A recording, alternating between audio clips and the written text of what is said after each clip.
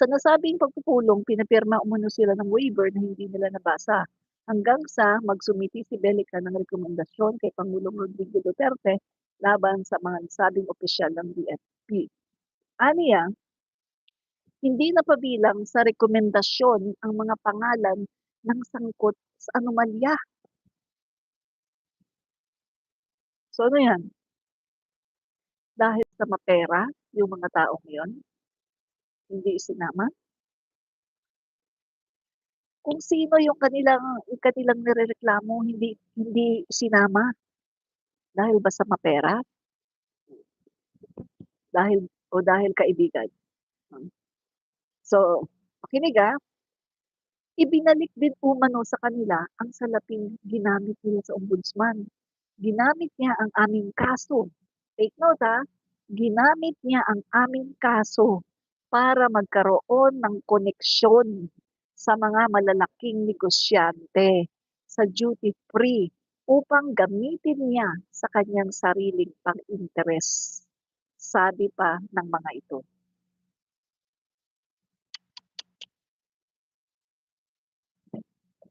Kita niyo mga kaibigan? Kita niyo? So ginamit niya yung kaso ng mga tao na to, ng mga pobreng tao. No? Ginamit daw ni Bellica, no? Sabi ng mga nagdemanda. Ginamit ni Bellica yung mga kaso nila para magkaroon sila si Bellica ng koneksyon doon sa mga malalaking negosyante ng duty free para sa kanyang pansariling interes. Alam mo yan? Isa lang yan guys marami pa akong nakuha. Marami pa akong na-research ng mga kapalpakan. Isa lang yan. Kaya si PBBM binuwag niyang PAC kasi walang kwenta Sino ba yung napakulong na may napakulong ba ang PAC na DPWH secretary? Wala. May napakulong ba ang PAC na DPWH official? Wala. May napakulong ba ang PAC na corrupt na opisyal ng gobyerno? Wala. So, bakit mo naman ikikip? Bakit mo ikikip ang isang komisyon, itong PAC na to, na wala namang kwenta? Magpapasahod ka ng PAC chief? Papasahurin mo? Pati mga empleyado? Gagastusan mo yung ahensya na yan? Tapos wala namang kwenta?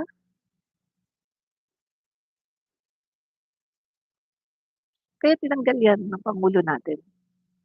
Tinanggal ng Pangulo natin kasi wala naman Wala namang kwenta Ano nangyari kay Doc Yumol na nagreklamo sa PAC? Nakakulong ngayon. Kung yun sana ay sinolusyonan ni Greco Bellica, malamang si Doc Yumol ngayon ay nagpa-practice ng kanyang pagiging doktor at tuloy-tuloy pa rin ang kanyang misyon sa mga liblib na lugar ng Lamitan. Malamang. Pero dahil sa hindi inaksyonan ni Greco Bellica, kundi pumabor siya sa mayor ng Lamitan na kaalyado nila, PDP laban. Diba? Kaya si Doc Yumol ngayon nakakulong. Kawawa naman yung doktor. Mabait naman yung doktor Nagmi-mission yun sa iba-ibang mga lugar. Mga liblib na lugar. Si Maharlika mismo nakakaalam yan. Diba? Saan si Doc Yumol nagsasalita? Sa programa ni Maharlika. Doon siya nagsasalita tungkol sa reklamo niya sa PAC kay Greco Bellica. Diba? Oh. Kaya ito, dapat lang talagang tanggalin, no? Yung PAC na yan. Kasi walang kwenta. Magpapasahod ka ng chief, magpapasahod ka ng mga tao, wala namang ginawa. Diba? So, ngayon mga kaibigan 'no, wrap up na tayo, wrap up. Ang panawagan ng taong bayan, resign, Sara Duterte. Sanay na ang mga Pilipino na wala kaming bise. Sanay na.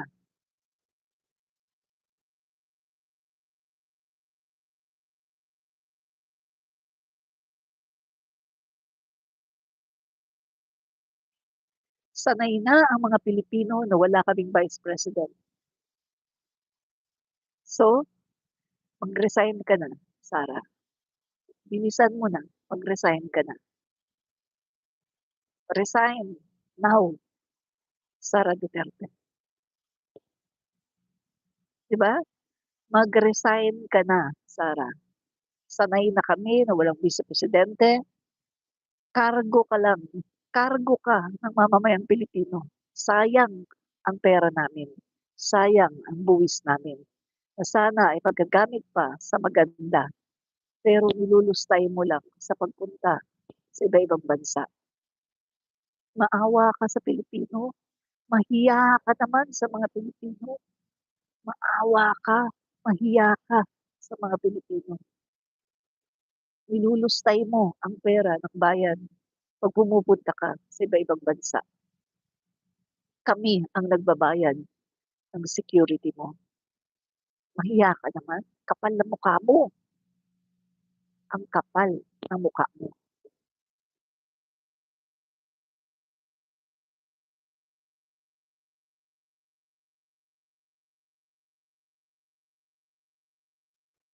Ang kapal ng mukha mo, mag-resign ka na, Sara.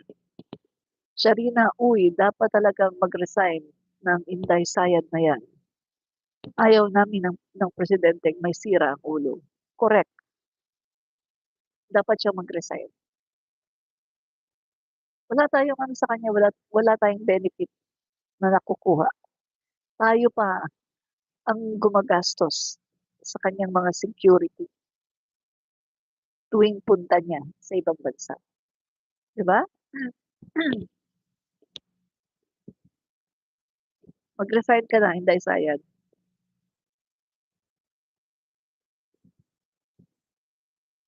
Mag-resign ka na, Inday Sayad.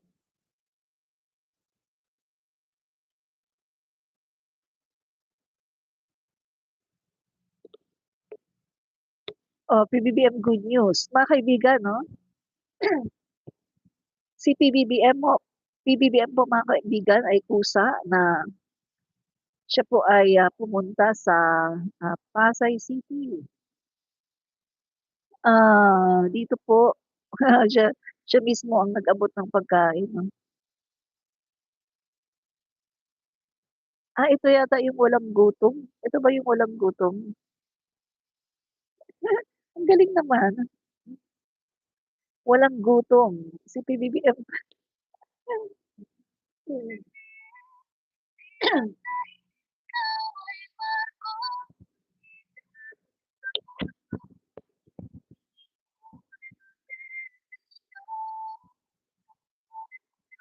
Yan, si PBBM mismo pa nag-abot ng mga pagkain, no?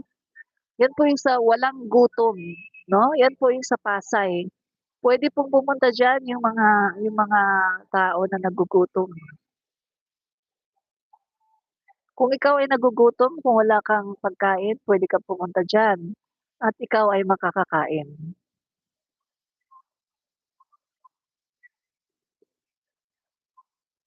Ito pong proyekto na 'to ng gobyerno, itong walang gutom. Ito po kasi yung located po ito sa Pasay, no? Pasay City. Ito po ay isang malaking Pogo hub, no? Ito po, yung venue na ginamit, ito po ay Pogo hub dati. Na ginawa po ngayon na diyan po nilagay yung walang gutom kitchen, no? Ito po under the project po ito no ni First Lady at ni PBBM, itong walang gutom, no? Kitchen. At dito po, kung ikaw ay ah, kahit hindi ka taga-Pasay, pumunta ka sa Pasay tapos nagugutom ka, wala kang pang-Jollibee, wala kang pagkain, punta ka dito sa walang gutom, no? walang gutom center, punta ka dito at ikaw ay pakakainin. At dito din po sa Pogo Hub na 'to, Pogo Hub ito dati, eh, ginawa po itong mga, kumbaga temporary resident ng mga street dwellers 'no.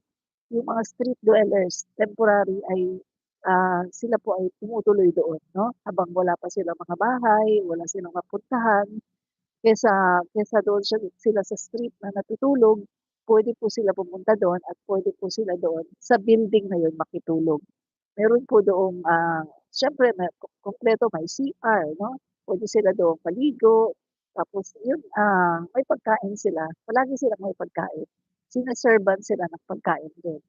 Yan po isa sa programa ng ating Pangulo at ni First Lady, Walang Gutom Kitchen.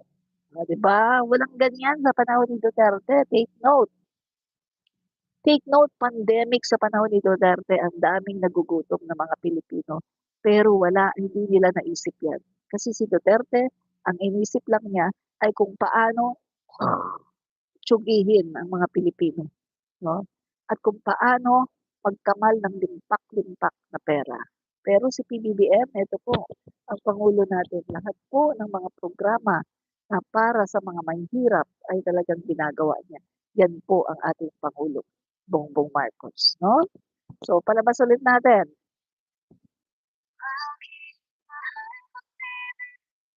Yan, oh, yan po mga kaibigan, oh, si PBBM, ayan. Yan, oh, siya mismo mga guys, oh, ang nagse-serve sa mga kababayan natin na nagugutom. Yan, Walang Gutom Kitchen, yan po ay located yan sa Pasay City. So inuulit ko, ito po mga kaibigan, yung dating Pugo Hub. Malaking ano po yan, building, Pugo Hub po yan dati, na ngayon ay ginawang Walang Gutom Kitchen. At dyan din po pinapatuloy yung mga street dwellers, yung mga natutulog sa bangketa, diyan po sila temporary na pinapatuloy at meron po diyan banyo, puwede silang maligo, puwede silang, gumawa ng kung anong gawain nila, mga grooming 'no, at diyan sila makakatulog. Hindi na po sila, magpapagala-gala sa kalsada. Tapos meron pang pagkain, sine-serve-an sila ng pagkain, everyday po 'yan. So, walang ganyan kay Duterte. Bakit? Kasi ang ginawa ni Duterte nun puro gano'n. Wala po siyang ginawa para sa ekonomiya ng Pilipinas kasi wala siyang ginawa para sa energy problem natin hindi niya na-address. Samantalang ang pangulo natin ngayon, oh, mga kaibigan, anong ginawa ng pangulo natin? Winakasan ang mga problema sa kuryente. Ang dekada-dekada ng, problema sa kuryente ng Sikihor, winakasan ng ating pangulo. Yung mga problema ngayon 'no, sa DepEd, winakasan ng pangulo. Grabe, 'yan ang pangulo namin, may ginagawa. Hindi yung puro lang puro patayan. Hmm, pangulo niyo puro tumba dito, tumba dun, bayad 1,000,000, bayaran 1,000,000, bayaran 1,000,000. Pero walang ginawa para sa ekonomiya ng Pilipinas. Walang ₱20 na bigas. Ang bigas sa panahon ni Duterte, ₱75. Ngayon sa panahon ni PBBM, ₱20 ang bigas, 'di ba? Oh, pangulo niyo Duterte walang kuwenta, walang kuwenta. Ang pangulo niyong Duterte walang kuwenta. Ang pangulo namin, 'yan ang pangulo na talagang para sa mamamayang Pilipino. Yung pangulo niyong Duterte walang kuwenta. Oh, 'di ba? Alam niyang may anomalya, alam niyang may ghost projects, alam niya na may pagnanakaw sa gobyerno, wala siyang ginawa kasi ang pangulo niyo walang kuwenta. Ang ginawa lang niya puro tiyugihin ang mamamayang Pilipino, 'di ba? Tinitiyugi lang niya ang mamamayang Pilipino, puro tiyugi. Bayad dito sa mga pulis, 1,000,000. O nitiyugi mo, o 1,000,000 sa'yo, 1,000,000. O nitiyugi mo, 1,000,000 sa'yo. Pero ang mamamayang Pilipino, gutom na gutom. Anong sabi niya? Mahirap kayo, PI, mamatay kayo sa gutom. Iyon, namamalimos ang mga kababayan natin sa panahon ni Duterte. Namamalimos, walang pagkain. Yan, sa panahon ni Duterte. Oh, Lady Dior, yan ang gusto ng mga DDS admin rich. Correct ka diyan, Lady Dior. Ganyan kasi sila, mga bugok. Oh, bugok kasi sila. Kaya sila accepted nila kahit na wala silang makain sa panahon ni Duterte dahil sila ay mga bugok, 'di ba? Ganyan talaga kapag bugok, 'di ba? Okay, ano pa?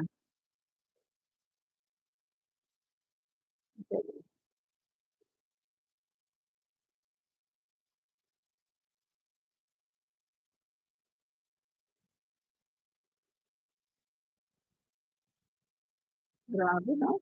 Hmm. So ngayon pala ito ginawa 'no, mga kaibigan, ginawa ni PBBM. Siya mismo ang nag-serve 'no, walang gutom kitchen.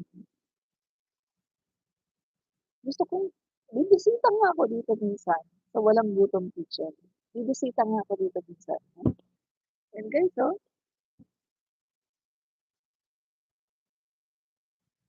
yan ganito po ang itsura. Dati po itong Pogo Hub. Dating Pogo Hub na ngayon ay ginawang walang gutom kitchen. Ayan 'no, yan yung mga tao yan diyan sa lamesa. So malaking ano po ito, malaking kitchen po ito na ang mga tao po ay puwede pong pumunta dito basta nagugutom ka. Yan, masarap naman yung pagkain nila, eh.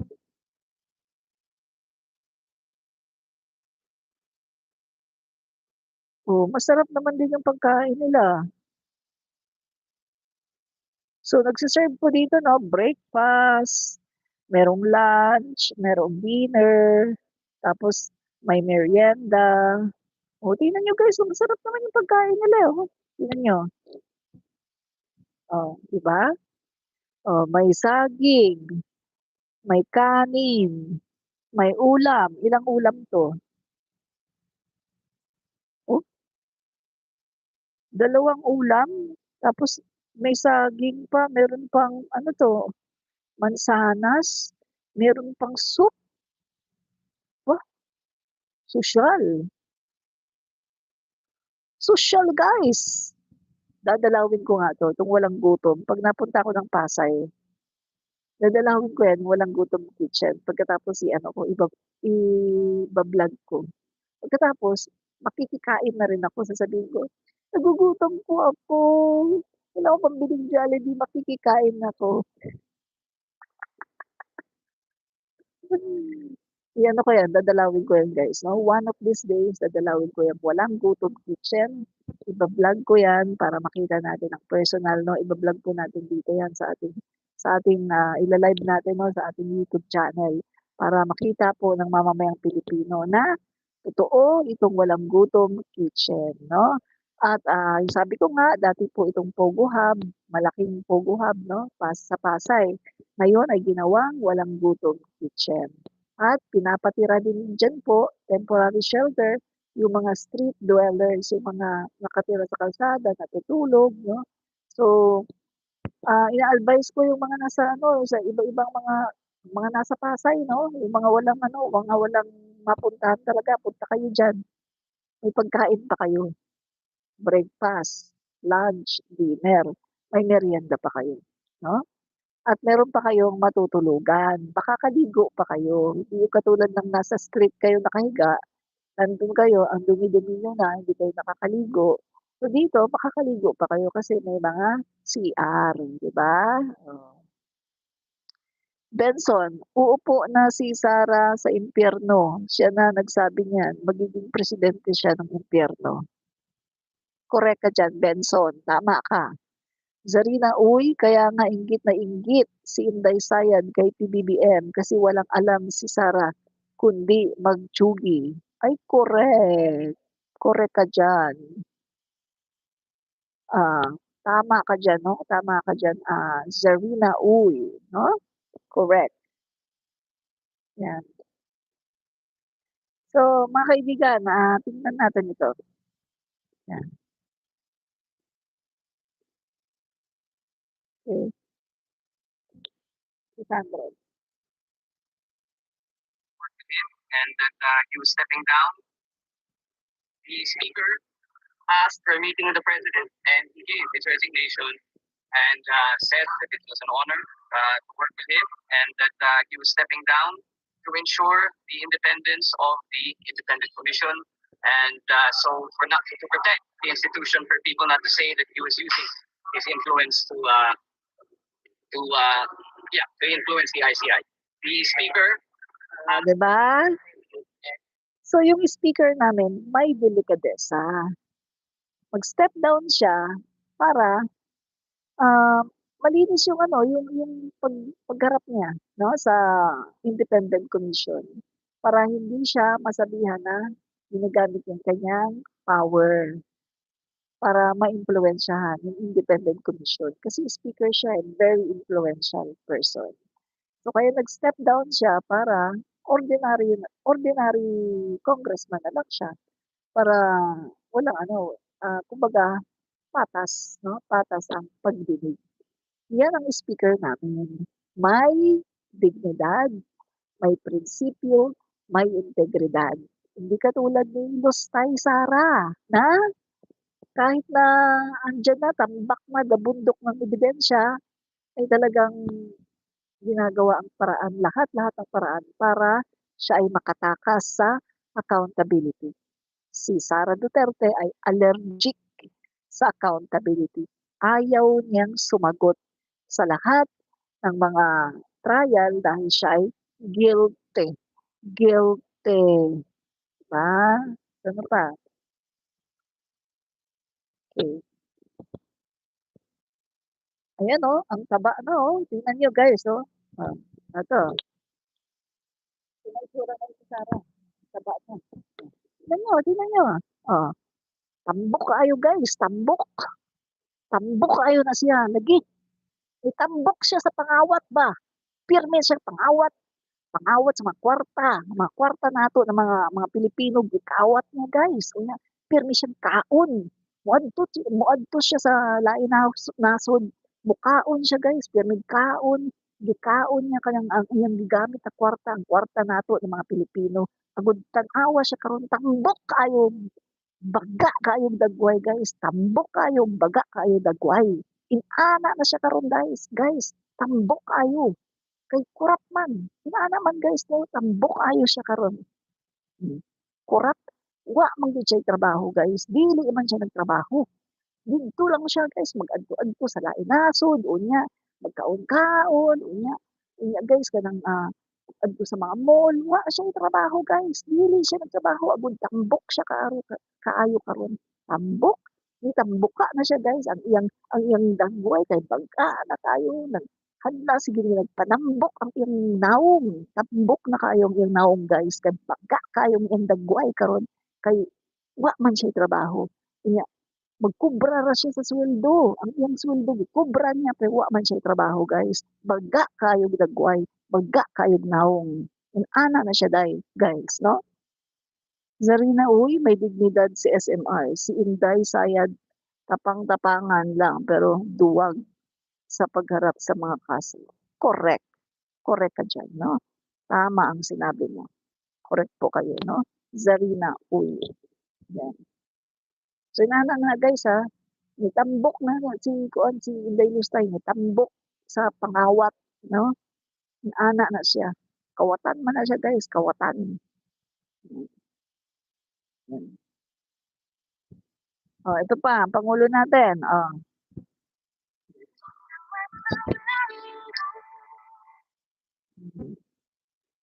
Yan, oh, si PBBM.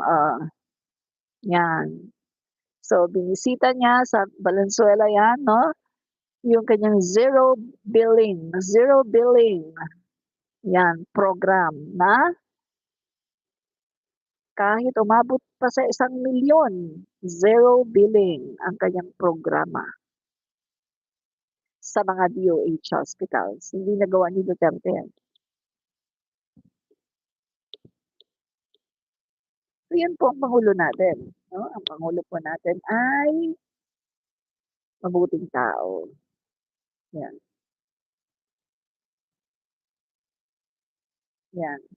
Tapos ito naman si Attorney Yussi Claire Castro, ang laki ng ebidensya. Ang laki ng ebidensya Yung si Claire Castro nagpa-print, pina-print pa talaga niya, ang laki ng ebidensya, ebidensya Duterte. Sabi ni Duterte, "I am also corrupt." Yan. To speech before the Philippine-Chinese Charitable Association, President Rodrigo Duterte has admitted that he is also corrupt. Ang laki ng ebidensya, oh. Pinrint, naka-print.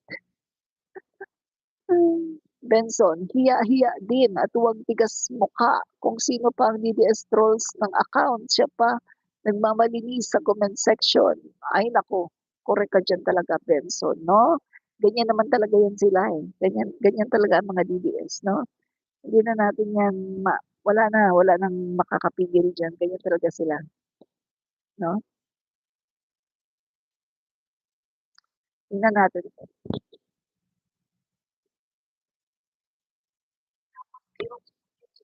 Ako ma'am, baka-style ngayon nung anak. Oo. Itong pag-resign ni speaker, tapos pero pupungin si Boji. Naku ma'am, baka-style ngayon nung anak siya ng Pangulo. Pero I can assure you that we are consultative with all the party leaders. Pwede mo silang tanungin. We met for plenty of weeks. Kung nagpakita sana si Kong Pulong dito sa trabaho at sa session, baka makikita din niya. But I'm sure he's busy looking for the 51 billion that was spent in his district. Pulong Duterte. Oo. Sabi eh. Yan, kasi yan, di ba? Sunog na naman si Pulong. Kasi mga kaibigan, ang sabi ni Pulong, si Sandro lang daw ang pumili, no? Kay Boji D. Eh yan, sinabi ni Sandro, ay kung nandito lang sana siya, nakita niya, no? Kung paano nag-meeting ang mga party leaders, kung paano pumili, nandito lang sana siya. Kaso, si Pulong Duterte po ay madalang pa sa ulan ng disyerto kung pumasok sa Congress. Sabi ko nga mga kaibigan, sana merong mag-legislate, no? Gumawa ng bill, gumawa ng batas na no work, no pay. Kasi tayo mga simpleng mamamayang Pilipino, no work, no pay tayo eh. Kapag hindi tayo kumayod, wala tayong sweldo. So, kung no work, no pay lang mga kaibigan, si Pulong Duterte, walang sisweldohin buong taon. Sa totoo lang, mga kaibigan, ganyan siya ka-inutil. Kongresista ng 1st District ng Davao City, inutil, hindi nagtatrabaho. No? Susunog na sunog siya dito kay Sandro Marcos. Baka daw busy sa paghahanap kung saan ba napunta ang 51 billion. Sunog na sunog siya, mga kaibigan. Kasi nga, may 51 billion ang Davao City, bumabaha.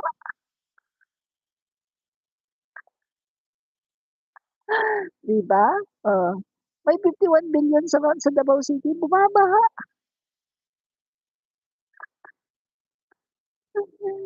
Di ba mga kaibigan? Tapos, sandalian natin 'to.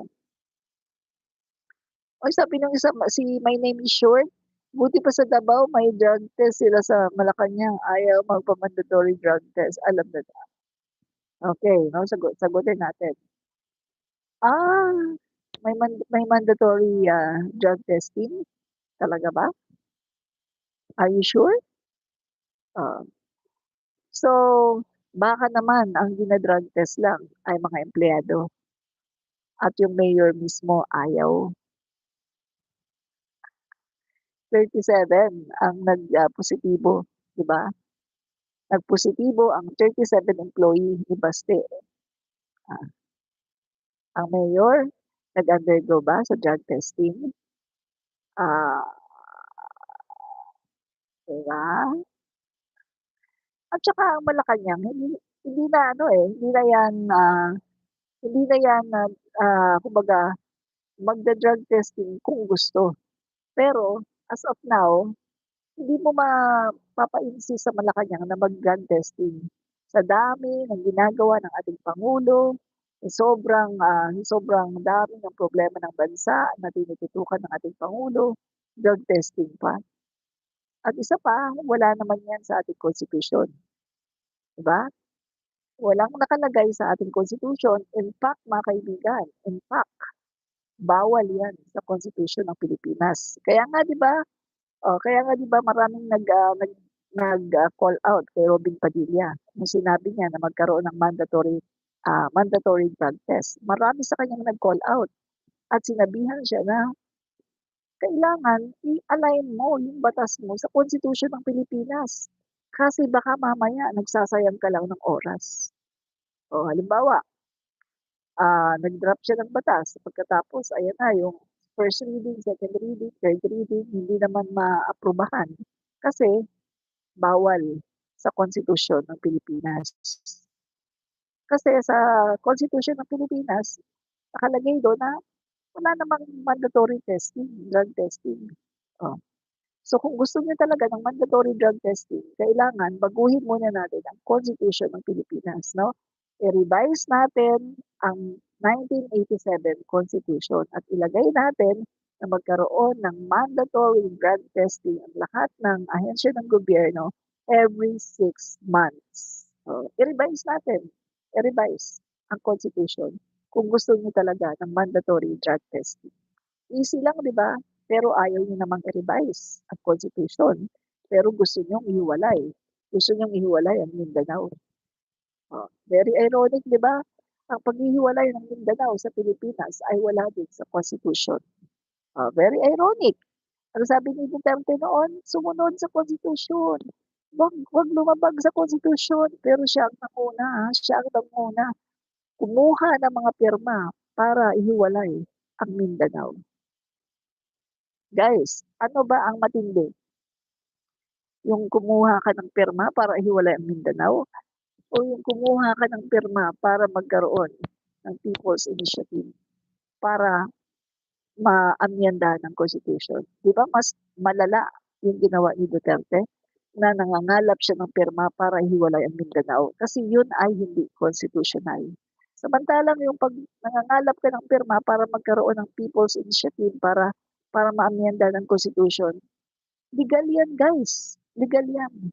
Dahil pag nakakuha ka ng pirma, kapag nandiyan na sa'yo ang pirma, magkakaroon ng plebisito. Yes or no? Payag ba kayo na amyenda ng Constitution? Yes or no? So, nasa mamamayang Pilipino pa rin, nasa kamay pa rin ng mamamayang Pilipino ang desisyon. So, ibig sabihin, ito ay legal, mga kaibigan, no? Legal po yan.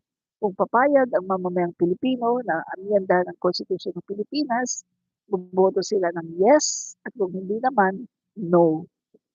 Diba? So, kung gusto niyo talaga mga DDS ng mandatory drug testing, baguhin natin ang Constitution ng Pilipinas para ilagay natin ang mandatory drug testing for every government officials every 6 months. Ayos ba? Paminsan-minsan gamitin ang utak. Huwag putak na putak sa comment section pagkatapos hindi mo naman inaalam yung pinuputak mo ay illegal pala sa Constitution ng Pilipinas. Make sense? Bobong gago. Okay mga kaibigan, maraming salamat. Ito po muli si Admin Rich. Mga kaibigan, at magbabalik po tayo mamaya for another live. Bye-bye and God bless.